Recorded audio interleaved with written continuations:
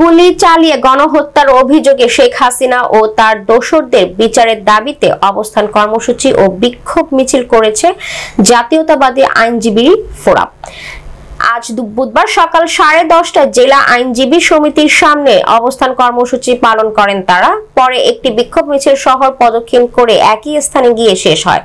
মিছিল শেষে বক্তব্য রাখেন আইনজীবী ঐক্য ফ্রন্টের আহ্বায়ক অ্যাডভোকেট শাহাদাত হোসেন, জেলা জামাতের আমির অ্যাডভোকেট হাফিজুর রহমান, বিএনপি নেতা অ্যাডভোকেট মাহেব হোসেন, জামাত নেতা বিএম আমিনুল ইসলাম, শহর বিএনপির সভাপতি অ্যাডভোকেট নাসিমুল আলম, জাতীয়তাবাদী আইনজীবী ফোরামের যুগ্ম সম্পাদক অ্যাডভোকেট শামীম আলম বাবু, জেলা বিএনপির আহ্বায়ক কমিটির সদস্য অ্যাডভোকেট মিজানুর রহমান মুবিন।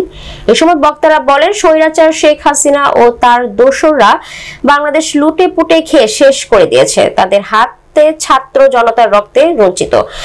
তারা এ দেশের মানুষের কাছে এখন খুনি হিসেবে পরিচিত। শেখ হাসিনাকে দেশে ফিরিয়ে এনে খুনের বিচার করতে হবে।